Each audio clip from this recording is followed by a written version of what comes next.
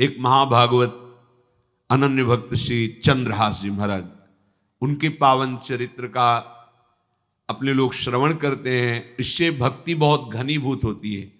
केरल देश में एक परम मेधावी सुधार्मिक नाम के राजा राज्य करते थे। धर्म पूर्वक चलना, प्रजा का पालन करना और भगवान नाम जप करना, शास्त्र विधि से बिल्कुल कभी प्रतिकूल एक भी आचरण जीवन में नहीं किया। तो उनके यहां महाभागवत चंद्रहास जी का प्रादुर्भाव होता है। भगवान के भक्तों का जिस कुल में प्रादुर्भाव होता है, वो कुल, वो ग्राम, वो नगर, वो देश परम पूजनीय हो जाता है। ये महाभाग्यशाली मूल नक्षत्र में प्रकट हुए। लौकिक में अमंगल माना जाता है और भाव में देखो तो मूल कौन है? नक्षत्र भगवान। ऊर्ध्वमूल मधा शाखा मुसत्तम प्राहुरव्ययम। सबके मूल कौन है? श्री भगवान। किस नक्षत्र में पैदा हुए? मूल में, भगवत स्वरूप। और लोक में माना जाता है कि मूलन में पैदा हुआ है लड़का, अमंगल है, कुछ नष्ट ही होगा, संसार बड़ा विचित्र है। जैसे बालक रोता है ऐसे उनकी आवाज में निकला कृष्ण कृष्ण। बड़ा आनंद हुआ सुधार्मिक राजा को कि हमारे कोई महाभागवत पधारा है, क्योंकि ये भजन करके पूर्व जन्म में ऐसी भागवती की स्थिति प्राप्त की कि अबोध अवस्था में ही श्रीमुख से कृष्ण नाम निकल रहा है। आनंद उत्सव मनाया जा रहा है। राजा है, राजकुमार प्रकट हुआ, और दूसरी बात वो स्वयं भक्त हैं और भगवान का ऐसा भक्त जो जन्म लेते ही कृष्ण नाम उच्चारण किया। ये आनंद ज्यादा दिन टिका नहीं। रोज बधाइयां हो रही, आनंद उत्सव मनाए जा रहे। शत्रु पक्ष के राजाओं ने मिलकर कहा यही अवसर है, आक्रमण कर दिया जाए और केरलाधिपति का सब पूरा महल घेर करके कोई एक भी न बचने पावे। शत्रु पक्ष के राजाओं ने घेर लिया। आसपास से राजा और सैनिकों ने घेर लिया। अब वो असावधान थे, आनंद में पुत्र हुआ है, बधाइयां, कोई संभावना ही नहीं थी। गुप्त रूप से शत्रु पक्ष के राजाओं ने आक्रमण करके घेर लिया। अब राजाओं की कई सेनाएं और इनकी असावधानी पूर्वक आनंदमयी वृत्ति में कोई पहले से पता हो तो तैयारी करते, तत्काल आक्रमण को रोकने का प्रयास किया पर असफल रहे। इनके सैनिक भी मारे गए, राजा भी मारे गए, राजमहल को घेर लिया गया, कोई भी एक भी बच के न जाने पावे। तो राजमाता जिनसे चंद्रहास जी का प्रादुर्भाव हुआ था, उन्होंने धाय मां को कहा कि मेरे पुत्र को बचाने में तुम समर्थ हो, मेरे तो प्राण नहीं बचेंगे, अगर ये लोग नहीं मारते तो मैं अपने पति के शव के साथ सती हो जाऊंगी। पहले ऐसी धार्मिक निष्ठा माताओं बहनों में होती थी कि धाय मां ने विचार किया कैसे बचा सकती हूं, आसपास तो सब सैनिक घेरे हुए हैं। तत्काल उसने विचार किया कि अगर हम इनको राजकुमार की तरह ले जाती है तो हमें भी मारा जाएगा और इनको भी मारा जाएगा। देखो कितनी विपत्ति जन्म लेते हैं। कोई प्रश्न कर सकता है कि महाभागवत जिनके घर में प्रकट हो तो वहां धन वैभव सुख संपत्ति बढ़नी चाहिए, यहां तो जन्म से ही जैसे वहां माता पधार, ये क्या है? तो श्री भगवान स्वयं कह रहे हैं यस्य तुष्टो ह्रहम पार्थ वित्तम तस्य हराम्यहम करोमि बंधु विच्छेदम सच कष्टेन जीवति। हे अर्जुन, मैं जिस पर बहुत प्रसन्न होता हूं, आप अपने ऊपर भगवान को बहुत प्रसन्न करना चाहते हैं, बहुत प्रसन्न करने में ये है, देख लो। कह रहे जिस पर मैं बहुत प्रसन्न होता हूं, सबसे पहले उसका ऐश्वर्य नष्ट करता हूं। फिर क्या करता हूं? फिर बंधु बांधवों का, फिर क्या करता हूं? असाध्य रोग उसके शरीर में। बोले महाराज जी तुम प्रसन्न हुए हो कि पूरे के पूरे नाराज हो गए हो? बोले यही मेरी प्रसन्नता है। क्या? माया का नाश। अब एकमात्र भरोसा केवल भगवान का, दूसरा कोई नहीं।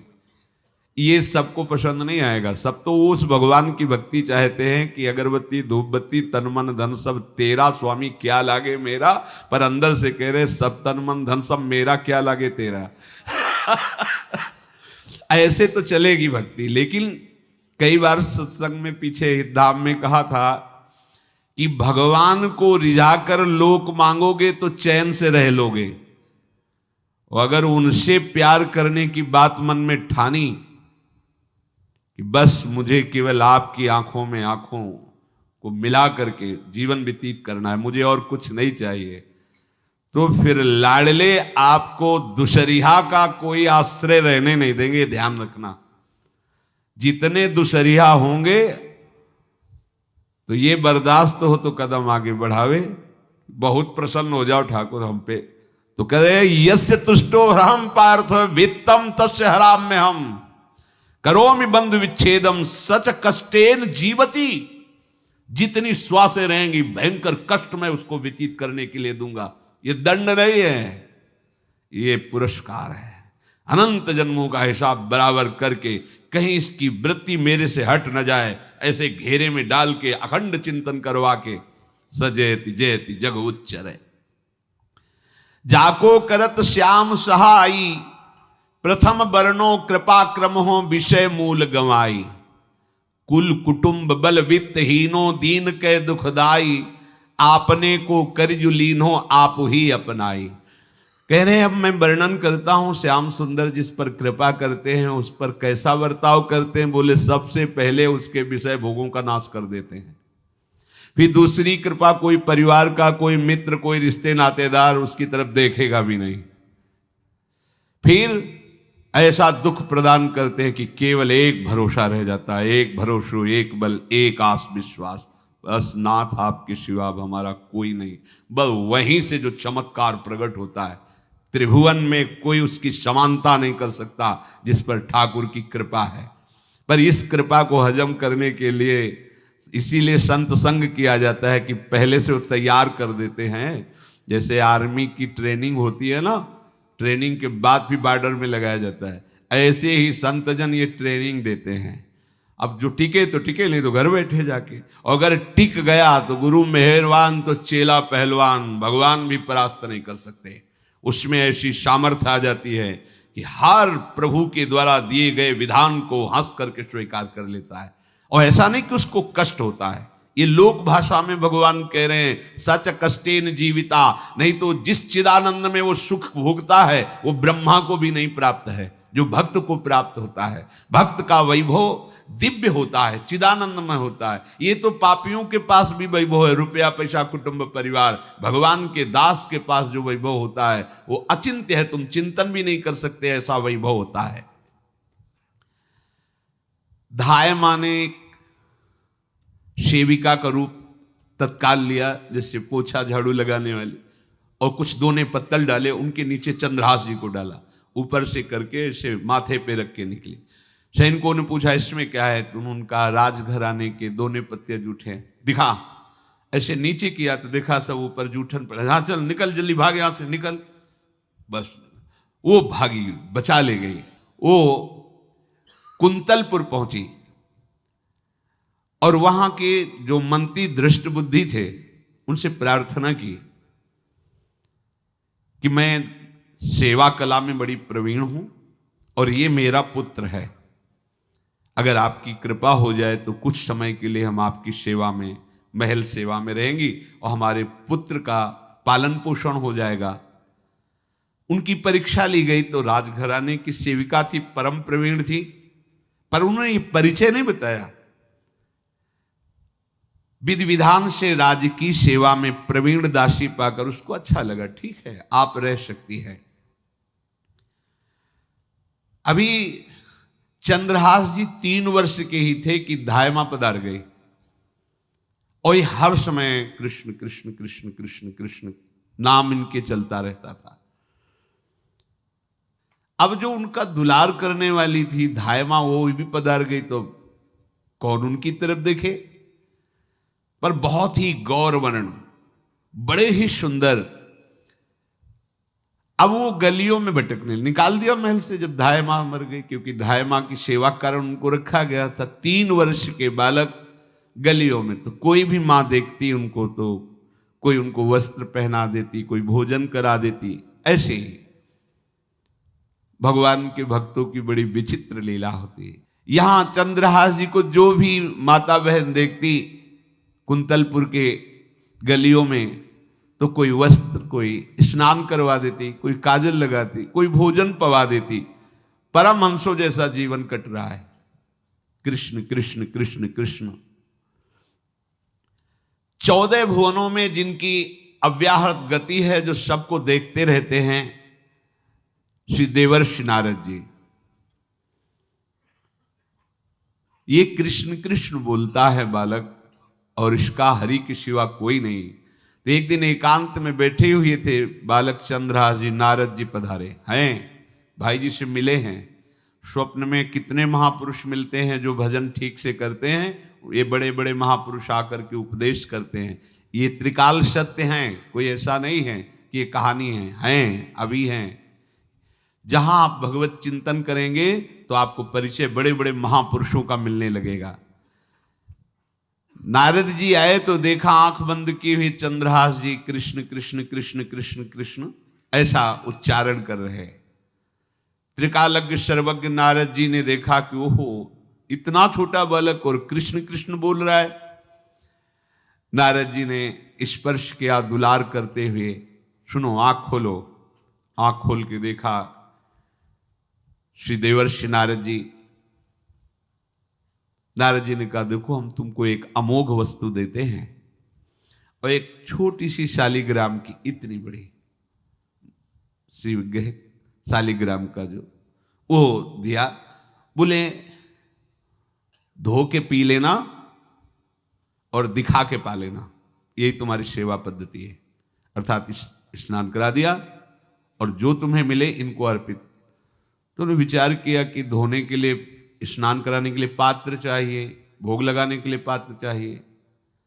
तो जैसे कोई पान की बीड़ी नहीं, तो ऐसे कपोल में शालिग्राम को रखे रहते हैं। कोई पात्र ही नहीं, कोई सिंहासन ही नहीं, यही धुल गए। चरणामृत अंदर जा रहा, जब पाएंगे तो यही पा लेंगे, साइड में ऐसे करके फिर निकाल के धो। यहां कपोल में रखते छोटे से शालिग्राम चंद्रहास जी। और उपदेश किया भगवान के मंत्र का। जब कोई भगवत प्राप्ति के लिए चलता है तो भगवान ही गुरु रूप से प्राप्त होते हैं, वहां तक तुम्हें पहुंचा देते हैं या उन महापुरुष को आपसे मिला देते हैं। जब कोई भगवत प्राप्ति के लिए जहां चलता है तो ये भगवान अपनी तरफ से कृपा करते हैं।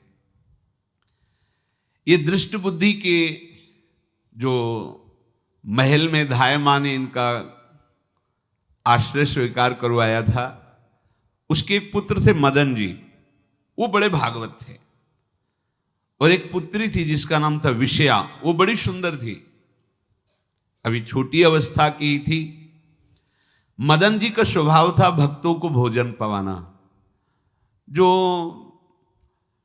भगवत भाव के जन होते हैं उनके हृदय में ऐसा उत्साह होता रहता है कि जो वैष्णव हैं, संत जन हैं, इनको भोजन पवाने का मतलब श्री भगवान को भोजन पवाना। भक्तमाल में भी वर्णन है कि जैसे गर्भवती माँ को आप कुछ भी पवाओ तो बालक की पुष्टता अपने आप होती है, ऐसे संतों के हृदय में भगवान विराजमान प्रगट रूप से हैं। जब हम संतों को भगवत भाव से भोग पवाते हैं तो साक्षात भगवान ही पाते हैं। और मदन थे भगवत भाव के, तो उन्होंने बुलाया बड़े बड़े भक्तों को और ब्राह्मणों को। जब ब्राह्मण और भक्त पा रहे थे तो खेलते खेलते चंद्रहास जी भी वहीं चले गए और उन्होंने भी वहां प्रसाद पाया। अब बड़े बड़े ब्राह्मणों में एक ज्योतिषाचार्य थे। दृष्ट बुद्धि जी ने हाथ जोड़कर प्रणाम किया और अपने परिवार को प्रणाम करवाया और कहा, यह हमारी पुत्री है। दृष्ट बुद्धि जी ने कहा, आप इसका हाथ देकर बताइए, इसको वर कैसा मिलेगा, कैसा ऐश्वर्य होगा। दृष्ट बुद्धि मतलब दुष्ट बुद्धि, ऐसा ही था वो। पर बड़ा विचित्र खेल है, इसकी बुद्धि एकदम विपरीत और पुत्र महाभागवत। भगवान का खेल है। वो भक्ति विरुद्ध और पुत्र भागवत। उन्होंने कहा वर, ऐसे दृष्टि डाली चंद्रहास जी वहीं पार, वो है इसका वर। वो इसे धाय का, एक दासी का लड़का हमारी पुत्री का वर बने। बोले शायद आपने ध्यानपूर्वक रेखा नहीं देखी, वो हम देख लिए हैं, यही है तुम्हारी पुत्री का वर। दृष्ट बुद्धि ने विचार किया कि एक भिखमंगा हमारी राजकुमारी पुत्री का दूल्हा बनेगा। पंडित जी को तो दक्षिणा दी, विदा किया और सैनिकों से कहा घर से निकलने न पावे बालक, क्योंकि ज्योतिष पक्की, ज्योतिष शास्त्र सत्य है, पर उसका सम्यक ज्ञान होना चाहिए। भला मुझ सम्राट के मंत्री की पुत्री, वो महामंत्री हैं दृष्ट बुद्धि, और ये एक भिखमंगा कैसे हो सकता है? बड़ा हृदय में जलन हुआ, ये तो बड़ी अपकीर्ति और दुर्भाग्य का विषय होगा, इसी को मरवा डालते हैं, काम खत्म हो जाएगा। निश्चय किया और जल्लादों को बुलाया और कहा बालक जो पंगत में भोग पा रहा है, इसको ले जाओ और जंगल में मार के, और इसका कोई अंग हमें काट के दिखाओ कि हाँ मार, मतलब पक्का मार देना है। क्योंकि वो इतने सुंदर थे, इतने सुशील थे, इतने प्यारे लगते थे कि कोई भी मारने के लिए तैयार। इसीलिए उसने शर्त रखी, इनका अंग काट करके हमको प्रमाण में दिखाया जाए कि मार दिए गए हैं। चांडालों ने हाथ पकड़ा, चंद्रहास जी को ले गए। चंद्रहास जी का स्पर्श करते हुए उनको ऐसा दुलार होने लगा हृदय में, जैसे मां को अपने बच्चे से दुलार होता है। स्पर्श करते, दरस परस अघनाश, भक्त का स्पर्श ही पापों का नाश कर देता है। वो दो जल्लाद आपस में कहने लगे भाई जीवन हो गया लोगों को मारते हुए, कभी कोई पुण्य का काम नहीं किया। ये देखो भक्त संग का प्रभाव। इस सुकुमार विशाल नेत्र, कैसा सुंदर बालक जो हमारे चित्त को चुरा रहा है, इस दुष्ट बुद्धि मंत्री ने आदेश किया मारने का। भला इससे क्या बिगाड़ा इनका, क्यों मारना चाहता है? देखो वैसे तो मां पापी है ही है, क्योंकि जल्लाद घर में जन्मे हैं, पूर्व जन्म के पापों के अनुसार इस जन्म में न जाने कितनों को हमने काटा है। पर पता नहीं क्या हो रहा है, मेरे हृदय में ऐसी हिम्मत नहीं आ रही कि इस बालक को मैं मार सकूं। दूसरे ने कहा फिर अगर उसको तुम नहीं मारोगे तो तुम मारे जाओगे, कुछ तो करना पड़ेगा। नहीं नहीं, इस छोटे से बालक से क्या किसी को नुकसान। एकांत जंगल में ले गए और कहा तुम जानते हो हम तुम्हें किस लिए लाए हैं? चंद्रहास जी बालक थे, 5 वर्ष की आयु अब हो गई थी, तो उनका मुझे पता नहीं कि आप क्यों लाए हैं। बोले हम जल्लाद हैं, तुम्हें मारने का हुक्म दृष्ट बुद्धि ने दिया है, मारना तो पड़ेगा ही तुम्हें। हमारी इच्छा नहीं कि मारें, पर हम तुम्हें अंतिम बात पूछते, तुम्हें कुछ भी पसंद हो, कुछ भी, तो तुम कहो हम तुम्हारे लिए ला के देंगे, जो तुम्हें चाहिए बोलो, पर हमें वध करना पड़ेगा तुम्हारा। तो उनका मुझे कुछ और नहीं चाहिए, बस थोड़ा सा समय चाहिए। यदि आप मारना ही चाहते हो तो थोड़ा हमारी पूजा है हम कर लें, इसके बाद मार लीजिए। आपको तो बल है, अस्त्र हैं, मैं तो बालक हूं। उनका हाँ हम तुम्हें समय देते, तुम किसी को पुकार भी सकते हो, जो तुम करना चाहो कर सकते हो। चंद्रहास जी का मुझे मृत्यु का भय नहीं, बस कुछ समय दे दी। पूरा महाभारत हो गया था, टिटिहरी के अंडे नहीं फूटे थे। वहीं टिटिहरी का, तो टिटिहरी एक पक्षी होती है ना, टे टे करके उड़ती है, तो उसके अंडों के ऊपर एक हाथी का घंटा हो गया, गिर गया ऐसे, सब पूरा महाभारत में सब नष्ट भ्रष्ट। वो अंडे वैसे सुरक्षित। तो जो प्रभु भारत युद्ध में राखे भरुही अंड, सोई मुंह को राखे जो राखत ब्रह्मांड।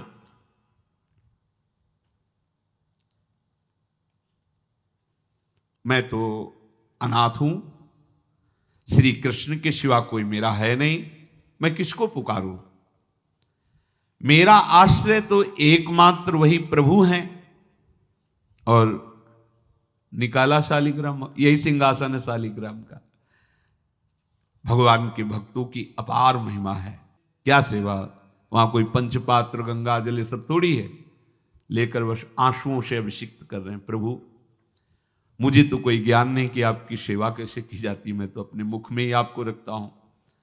अब मेरे जीवन का अंत होने जा रहा है, बस मैं यही प्रार्थना करता हूं कि मैं आपके ही समीप पहुंचूं, आपका ही स्मरण करूं, आपसे कभी विलग न हूं, एक भी वृत्ति आपसे कभी विलग न जाए। श्याम सुंदर मुरली मनोहर ललित त्रिभंगी ध्यान करते हुए आंख खोली और इशारा किया, काट दो मुझे। जल्लादों ने जब देखा आंसू चल रहे हैं ऐसा, वो बैठ गए अस्त्र रख के और कहने लगे, भाई तुम मुझे मार दो, भले भले वो दृष्ट बुद्धि मुझे, मैं इस बालक को नहीं मार पाऊंगा, मेरी हिम्मत नहीं। अब कुछ भी हो, मेरा वध हो जाए, पर मैं इस बालक को, गिरे मुरझाई दया आई कछु भाए भरे, ढरे प्रभु और मति आनंद शोभिनी है, हुती छठी आंगुरी सो काट लई दूषण हो, भूषण ही भयो जाई कहीं सांच चीनी है। जब नेत्र का इशारा हुआ कि वध कर दो, तो जो बधिक मारने के लिए आए हत्यारे थे वो आनंद से एकदम प्रफुल्लित हुए और कहा, मैं नहीं मार पाऊंगा तुम्हें। तो एक ने कहा, देखो एक उपाय मुझे दिखाई दे रहा है, इस बालक में विशेषता तो है ही, पर इसके पैरों में देखो, बाएं पैर में एक छठी अंगुली भी है, किसी किसी को होती है। गांव में तो कहते हैं छंगू या छंगा, जिसे होता है ना गांव में, और ये छंगा मतलब 6 अंगुली के। बोले इसको अगर काट लेते हैं तो प्रमाण भी सत्य, जिसकी कसम खवाएगा मैं खा लूंगा कि ये चंद्रहास जी के है, और मैं मार दिया।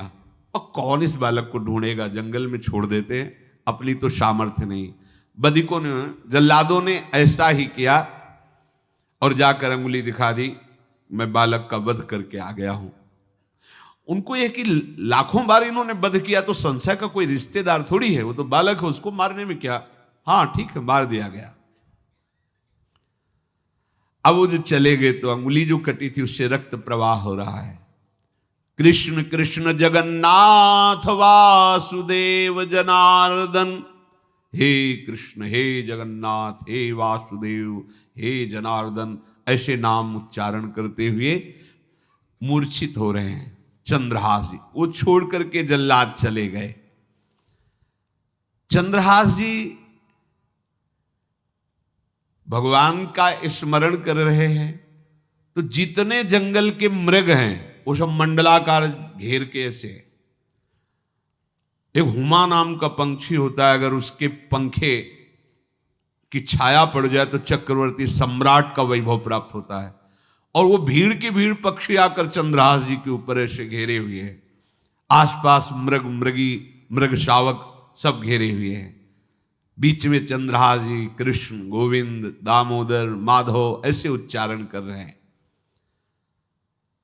जो भगवान के चिंतन में मगन रहना अपना स्वभाव बना लेता है, तो देखो ऐसे हत्यारों के हृदय में भी दया गई, क्योंकि दया समुद्र भगवान का स्मरण जो करते हैं उनमें ऐसी महामहिम दिव्यता आ जाती है।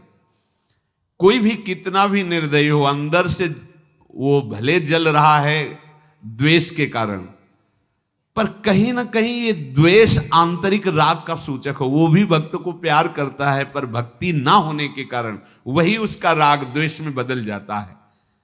कोई भी हो, अंदर से जब भक्त के प्रति जलन पैदा करता है तो उसमें मूल होता है भक्त की महिमा, भक्त का महत्व, पर उसे ना प्राप्त, जैसे कहते हैं कि वो अंगूर खट्टे हैं और हट नहीं प्राप्त कर पाए तो अंगूर खट्टे हैं, बकाया महत्व सब के अंदर होता है। दुष्ट से भी दुष्ट के अंदर भगवान के भक्तों का महत्व होता है, क्योंकि सबके हृदय में भगवान विराजमान है। अब चंद्रहास जी भगवत स्मरण करते हुए पक्षियों के और मृग आदि के बीच में हैं।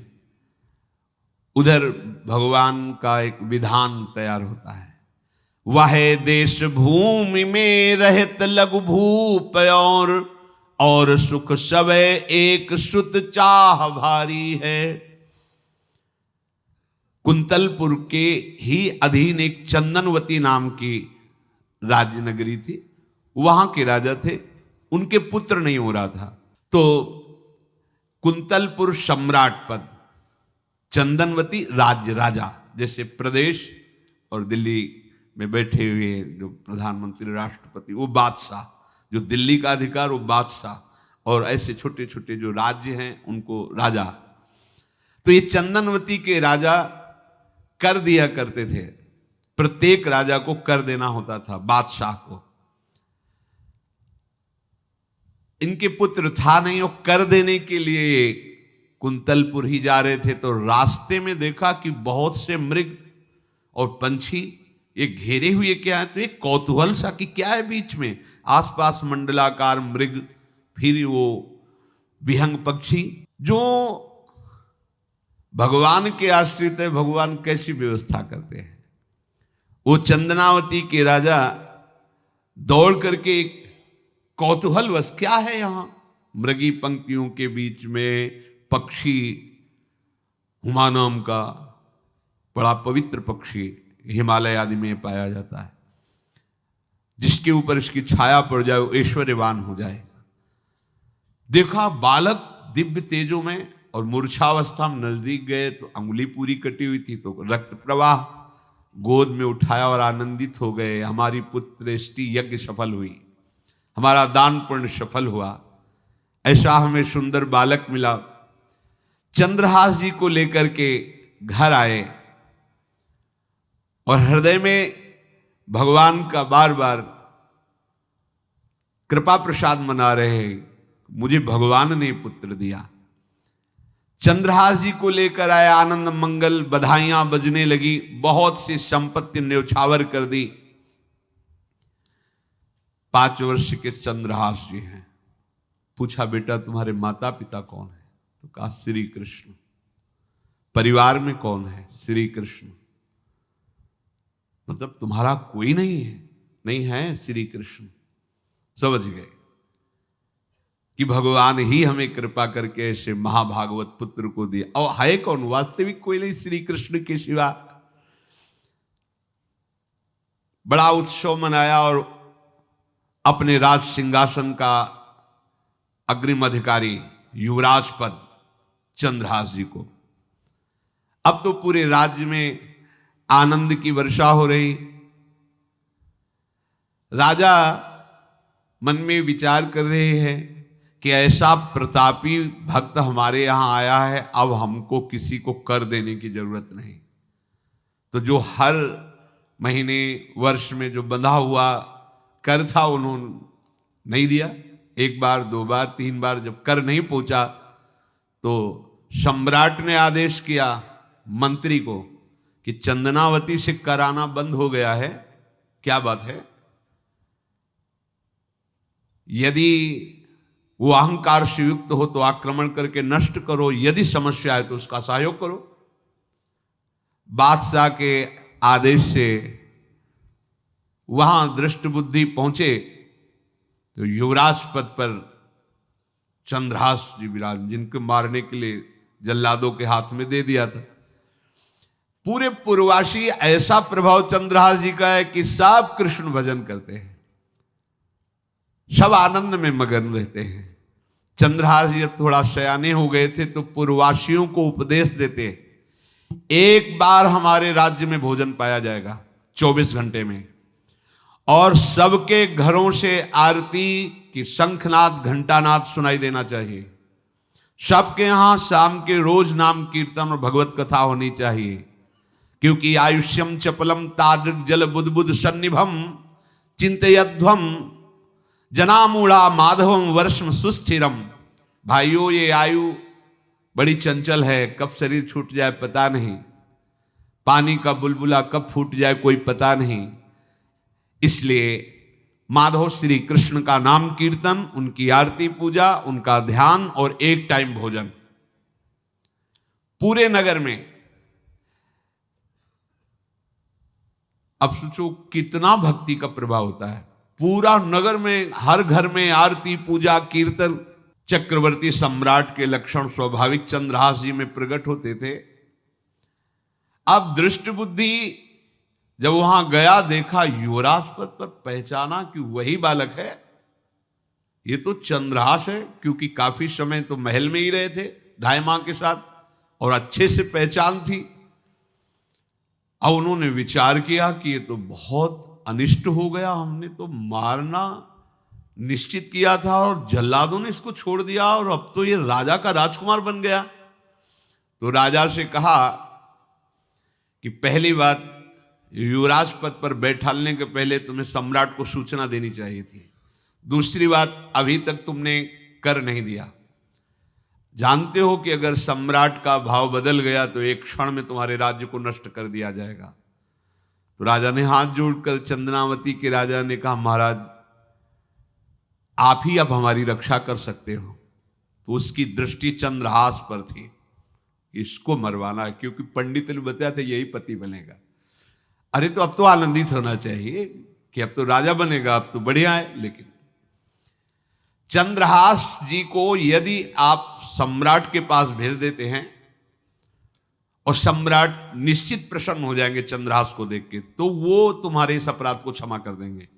युवराज पद दे दिया और भेंट नहीं दी, कर नहीं दिया महीनों से, तो ऐसा करो चंद्रहास जी को भेज दो। राजा ने स्वीकार कर लिया। और पहले लोग बिल्कुल धर्म से चलते थे, कहीं भी अधर्म का लेश नहीं। एक चिट्ठी लिखी दृष्ट बुद्धि ने और चंद्रहास जी से कहा खोल के पढ़ना नहीं, मेरे पुत्र मदन को देना जाके, और मदन तुम्हें फिर आगे का कार्य सम्राट से मिलाना, माफी करवा देना, ये सब करवा देगा, पर ये चिट्ठी तुम रास्ते में खोल के नहीं देखना।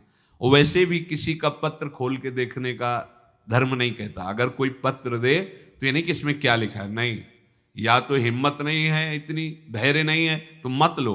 अगर धैर्य है तो हाथ में लेकर जहां तक पहुंचाना वहां तक पहुंचा दो, नहीं तो वो कार्य ही मत लो। ये अधर्म है कि आप बीच में उसको खोलकर पढ़े।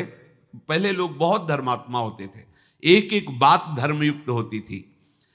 चंद्रहास जी को चिट्ठी दी, चंद्रहास जी ने पत्र को अपनी पाग में खोस लिया और कुंतलपुर के लिए चले। अब इनका किशोर अवस्था में प्रवेश हो चुका था। एक सुंदर कुंतलपुर के बाहरी रमणीय बगीचा था, वृक्ष बहुत सुंदर सुंदर, पुष्प वाटिका भी, बड़ा मनोरम लगा। घोड़ा बांध दिया वृक्ष में और पहले सरोवर का बड़ा निर्मल जल होता, जल पिया, हाथ मुंह धोया, थोड़ी देर भगवान का ध्यान करते रहे वृक्ष के नीचे और फिर लेट गए तो नींद आ गई। भगवान बड़े कृपालु हैं। जो भगवद आश्रित होता है त्रिभुवन में कोई उसका अमंगल नहीं कर सकता। अपनी सहेलियों के साथ दृष्ट बुद्धि की वही राजकुमारी जिसके साथ इनका ज्योतिषाचार्य ने कहा था यही पति होगा, वो अपनी बहुत सी समान वयस अवस्था की जो किशोरियां थी उनके साथ वो, और ये राजवाटिका थी, इसमें घूमने के लिए आई। तो घोड़ा देखा तो उसने कहा यहां किसी का घोड़ा कैसे आ सकता है, हमें लगता है कोई यात्री इसमें प्रवेश कर गया, उसको पता नहीं होगा कि राजवाटिका है। वो अपने सहेलियों के साथ घूमते हुए उसी वृक्ष के नीचे पहुंची। जा चंद्रहास नौ किशोर अवस्था, और जो भगवान का भजन करते हैं उनमें एक विशेष आकर्षण होता है जो साधारण आदमियों में नहीं होता। वो कैसा भी रूप हो उससे मतलब आकर्षण होता है, ऐसा लगता है इनके समीप बैठे रहे, इनको देखते रहे, इनकी बातें सुनते रहे, उनमें भगवत आकर्षण होता है। आंख मुंदी हुई शोर है, देखते ही पूर्व विधान के अनुसार उसका चित्त लुट गया। इतना सुंदर नौ किशोर अवस्था, आसपास देखा तो सखियां खेलने में लगी थी। पाग में एक चिट्ठी सी दिखाई दी तो झुक करके चुपचाप ऐसे नौ किशोर अवस्था में चंचलता भी होती है, चिट्ठी खोल करके देखा तो वैसे ही रूप माधुरी में आसक्त हो गई थी, पूर्व संस्कार से आकर्षण भी हुआ। इसने संस्कृत में लिखा था विस्मस्मयी प्रदातव्यम त्वया मदन शत्रुवे, कार्या कार्यम न द्रष्टव्यम कर्तव्यम खलु में प्रियम। मदन पुत्र, उनके नाम था मदन। अय मदन, बिना कुछ विचार किए इसको विष दे देना जाते ही। क्या उचित है क्या अनुचित ये तुम्हें नहीं सोचना, मेरा प्रिय करना, मेरे आदेश का पालन, जाते ही से विष दे देना। पत्र। उसने देखा वो पिताजी की बुद्धि खराब हो गई, ऐसे सुंदर नव किशोर को विष देने की बात लिख दी। अब उसे बड़ा दुख हुआ कि पहली ही दृष्टि में, अभी तो इन्होंने आंख खोल के हमें देखा ही नहीं, और इनको इस सोई हुई मुद्रा में देख करके मेरे प्राण समर्पित हो गए, मेरा चित्त समर्पित हो गया। चलो, जब मेरी सखियों के नाम पुकारे जाते, हेमलता शशिकला आदि, तो मुझे चुभता था कि मेरा नाम पिताजी ने विषया क्यों रखा है। आज सार्थक हो गया, मेरा नाम सार्थक हो गया। काजल लगाई हुई थी, एक सीख से ऐसे काजल लिया, और एक संस्कृत में आ बनता है ऐसा, ऐसे, बस ऐसे कर दो तो विषया हो गया। अब उसका अर्थ बदल गया। हे मदन, उचित अनुचित का विचार छोड़कर जाते ही इसे विषया प्रदान कर दो, ये मेरा प्रिय कार्य होगा। विषया पुत्री भगवान है, जैसी हो भवतव्यता तैसी बने, सहाय आप ना आवे आप परताई तहां ले जाए। तो ओ पत्र वही खोश दिया, और ये सुख हुआ कि तो जाएंगे भाई के पास ही ना, तो घर में ही तो जाएंगे, वहां इनकी इस प्रसन्न मुद्रा में बातचीत करते हुए मैं इनको देखूंगी। ये भगवान का विधान होता है। चंद्रहास जी उठे और पूछते हुए मंत्री के घर पहुंचे, और मदन ने जेही की चंदनावती से पिताजी ने इनको भेजा है, ये वहां के राजकुमार हैं, हृदय से लगाया। चंद्रहास जी ने कहा आपके पिता ने पत्र दिया है। उन्होंने पत्र पढ़ा, विषमस्मयी तो विषयास्मयी, विषय तुरंत बिना विचार किए ब्याह कर दो, दे दो, क्योंकि लिखा है प्रदातव्यम त्वया मदन, अभी इसी क्षण जहां ये पत्र मिले, उनका जो आ गया, सुबह शीघ्र शुभम शीघ्र, बुलाओ पंडित को। पंडित ने कहा भगवान की कृपा से अगला मुहूर्त है, बिल्कुल ये ब्याह का पक्का मुहूर्त है। अब तो राजघराने तत्काल व्यवस्था हुई। अब वो तो पहले ही मोहित हो चुकी थी देख के विषया जी। तत्काल दुल्हन रूप उनको सजाया गया, इनको दूल्हा रूप सजाया गया, पंडित शुरू कर दिए, गणानंतो गणपति को, ब्याह हो गया। अब जब ब्याह यहां खूब धूमधाम से हो गया, तो दृष्ट बुद्धि ने सोचा कि काम हो गया होगा, विष दे दिया हो गया, मर अब हम जाके संभाल लेंगे, क्योंकि राजकुमार है, कैसे विष दिया कौन दिया, तो इस बात को हम संभाल लेंगे। जब वहां घर आए तो पूरे नगर में सजावट हुई थी। बोले भैया सजावट का है कि? बोले महाराज आपके ही आदेश से तो है, आपने दूल्हा भेजा था। और दूल्हा भेजा, ब्याह किसने कब कहा ऐसा? बोले वो तो मदन के पास चिट्ठी रखी है। अब घर गए, मदन को बोला, बोले तुम्हारी बुद्धि मारी गई, क्या हमने पत्र में लिखा था? दिखा दिया, लिखा था हमने विष, इसमें विषया कैसे लिख गया? काजल से ऐसे, और पहले स्याही काजल की ही होती थी, तो ऐसे भगवान सब कुछ बना देते हैं। उनका पिताश्री एक भी अक्षर आपकी आज्ञा का उल्लंघन, आपने लिखा था बिना विचार किए उचित अनुचित का हमारी आज्ञा का पालन किया जाए। विषया प्रदातव्यम मदन, मेरा नाम लेके आपने संबोधन करके ये देखो ये लिखा हुआ है, इसमें हमारी त्रुटि क्या है?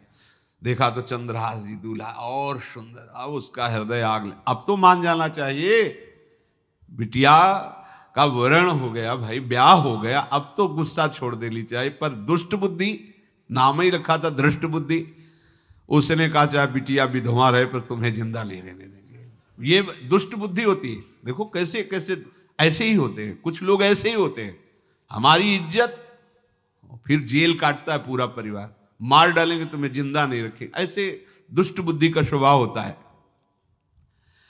अब भाव जब बिगड़ जाता है तो फिर पकड़ में नहीं आती बात, यही समझ जाना चाहिए था। चरणों में प्रणाम करके कि अब तो तुम हमारे बेटे के समान हो, ये भी राज्य तुम्हारा, वो भी आनंद लो। अब बड़ा सुख का कार्य। लेकिन जब नकारात्मक सोच आ जाती है तो बुद्धि कंट्रोल में नहीं रहती, वो फिर उद्दंडता करने, उसका निश्चय गलत होता है। नजदीक गया और कहा कि बहुत कृपा हुई, आप हमारे दामाद बने, पर हमारे यहाँ की एक रीति है, हमारे नगर के बाहर जो देवी हैं उसमें लड़की का वर अकेले पूजा करने जाता है। आपको हमारी कुल की रीति का निर्वाह करना होगा, आपको जाना ही होगा। कोई समस्या नहीं, हमारे लिए तो हर देवी देवता भगवत स्वरूप है, आपके लिए हम पूजने चले जाएंगे, पूजन की थाल तैयार करो। और उधर कई बलवान सैनिकों को भेजा, देवी पूजने जो आ रहा है तत्काल उसे काट देना, किसी भी तरह बचना नहीं चाहिए, नहीं तुम सब मारे जाओगे। जो आदेश देवी मंदिर में सैनिकों को लगा दिया, जो आवे तत्काल मार देना, क्योंकि अब भेज ही रहे ना, तो नाम नहीं लिया, कहा जो आवे तत्काल मार देना, मेरा आदेश अगर बचा तो मैं तुम्हें मार दूंगा। उन राज सैनिकों ने जो बधिक स्वभाव के थे पहले से वहां लग गए। बड़ा विचित्र भगवान का खेल है। वहां के चक्रवर्ती सम्राट जो थे बड़े बड़े विद्वान और ऋषियों से बातचीत कर रहे थे। उन्होंने कहा महाराज अब आपका राज सिंहासन पर बैठना राज्य के लिए अमंगल होगा, ऐसा समय आ रहा है। इस समय यदि चंद्रहास जी को सम्राट पद पर बैठा दिया जाएगा तो आगे अकाल नहीं पड़ेगा और बड़ा मंगल होता चला जाएगा। ये मुहूर्त आपका राज सिंहासन पर से हटने का है, तो उनका प्रजा का मंगल हो और देश का मंगल हो, इसलिए हम बिल्कुल। मदन वहीं बैठे हुए थे। सचिव ने कहा तुरंत जाओ और जो तुम्हारे बहनोई बने हुए हैं चंद्रहास जी को लाओ। तो भागे। तो जो और सैनिक राज सैनिक थे पूछा किधर जा रहे हो? बोले वो अपने बहनोई चंद्रहास जी। बोले वो तो देवी पूजा के लिए गए। तो घर में जाके वो सीधे आगे बढ़े, तो जा ही रहे थे थाल सजा कर देवी। बोले सुनो इसी समय मुहूर्त है, आपको देवी पूजा हम कर लेंगे जाके, या हम थाल लेके वहां बैठे रहेंगे, पहले सम्राट पद का वो अभिषेक करो फिर देवी पूजा हो जाएगी। ये तो घर की बात है, और देवी पूजा मैं करके आ रहा हूं, वो देवी पूजा के लिए और वो सम्राट पद के लिए बीच से ही। दौरे और सुख पाई जाई मगही में लियो जाए, दियो सो पठाई नृप रंग माही भीजिए। अब जो सम्राट थे तो बहुत आनंदित हो गए, क्योंकि भगवान का भक्त तेजस्वी और बलवान शूरवीर योद्धा जो सम्राट पद पर बैठेगा तो अकाल नहीं पड़ेगा, सुख की सब प्रजा को वृत्ति प्राप्त होगी। बड़े आनंदित होकर इनका सम्राट पद पर अभिषेक हो रहा है। और दृष्ट बुद्धि के पुत्र जो मदन संतों और भक्तों का आदर करते थे, वो देवी पूजा, और वहां पहले उसने बोल रखा था जो आवे तो देवी अपमान ते न डरो सम्मान करो, जात मारी डार्यो या सो भाष्यो भूप लीजिए।